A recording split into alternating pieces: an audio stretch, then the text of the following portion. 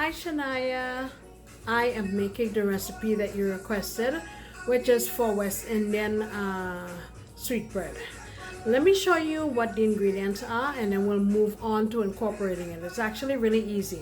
The hardest part is getting your ingredients together. Then you just mix everything, in the oven it goes, okay? Let's see what we're working with. Alright, so in this bowl here, I have a half a cup or about about a half a cup of coconut oil. Then I'm planning to put a little shake of salt. I have Himalayan pink salt here. A little shake of cloves ground. I'm gonna put in some ground cardamom. You don't have to use that, but I'm gonna use it because I find that it is really great in improving the flavor. Here I have some pure almond extract or almond essence, like we say back home.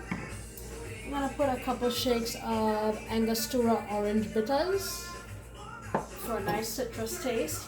In this little bottle here, I have regular Angostura bitters. I'll put a couple shakes of that. I'm gonna put about a teaspoon of vanilla extract. And in this bowl here, I have one dried coconut. So I got a dried coconut and I blended it up with coconut milk. And I also put some raisins and some cherries just to rehydrate them in here. Usually we soak them in water, but I decided, well, what the hey, I'm gonna put it in the coconut. All right. Then in here, I have a couple bay leaves and a couple sticks of cinnamon like we have back home. For some reason, the cinnamon in America is different from the ones back home. But I find that the Mexican one is more reminiscent of the one in the Caribbean, so that's what I use.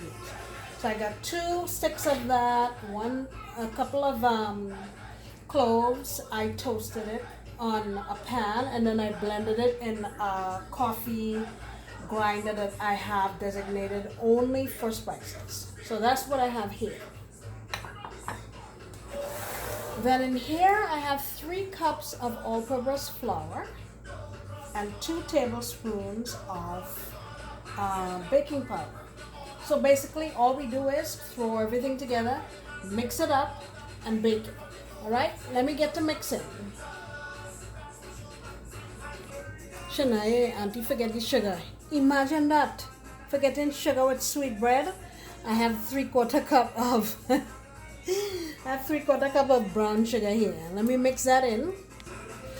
Alright, so I've mixed everything up and put them in the pans. I have, I'm using some smaller pans because I want to give some of this,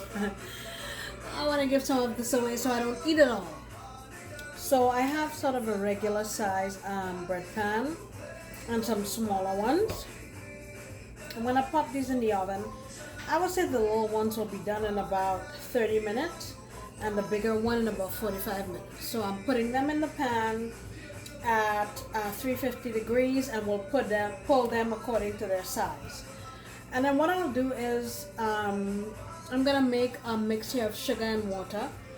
Paint these after they've been in there for the appropriate time, and then I'll sprinkle some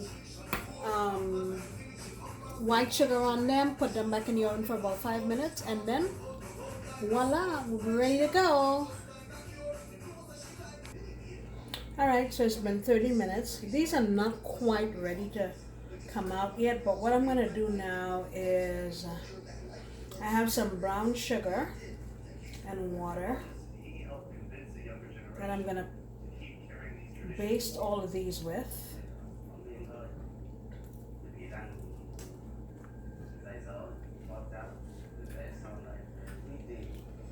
Be liberal with this. Alrighty, that's the last one. And then we're gonna go in with some just regular white sugar.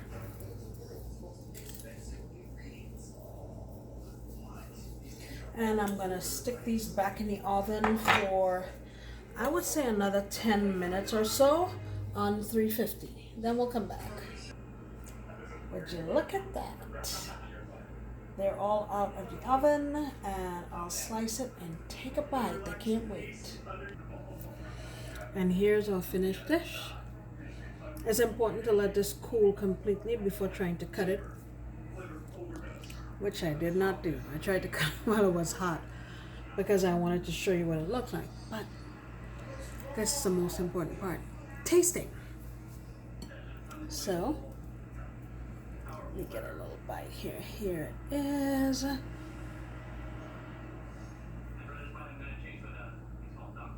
Look at that. See that?